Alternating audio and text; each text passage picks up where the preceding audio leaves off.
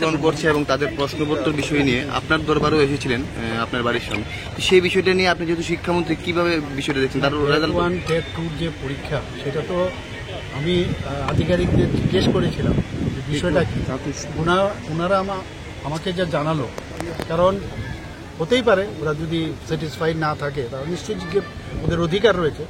তো আমি এই বিষয়টা জেনে যখন জিজ্ঞেস করলাম, ওনারা বললেন যে আমরা আমাদের যেভাবে কোশ্চেন নিয়ে কথা হচ্ছিল আমরা আমাদের তরফ থেকে কোনো আমরা মানে ইরেগুলারিটিস দেখিনি, এবং ওনারা বলেছেন যদি প্রয়োজন হয় তারা ইচ্ছে করলে আদালতেও যেতে পারে, এরকমও আমাকে জানিয়েছে।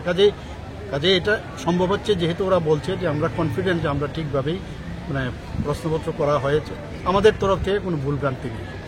আর এবার টেট রেজাল্টও আপনি দেখুন, টেট রেজাল্টও কিন্তু গতকালই বেরিয়েছে।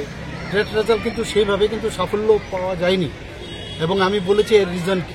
অনেকগুলো তথ্য আমার কাছে এসছে, এই তথ্যগুলো আসার পরে আমি ভাবছি যে আগামী দিন এর জন্য কি কি করা যায়, এবং প্রপার, কারণ এগুলোর মধ্যে টিচার রিক্রুটমেন্ট হচ্ছে। আগামী দিনের যারা প্রজন্ম, যারা স্টুডেন্ট, তাদেরকে যদি গুণগত মানের শিক্ষা না দেওয়া হয় তাহলে তো মুশকিল।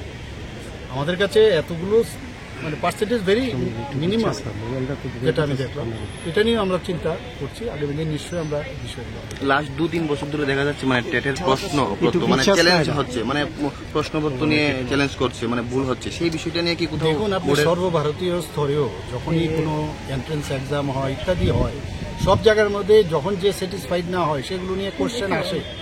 এটা ত্রিপুরাতে না, কিন্তু অনেক জায়গায় হয়।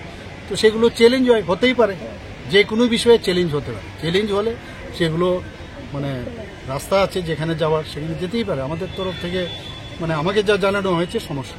স্যার, বিরোধী দল নেতা সবকিছু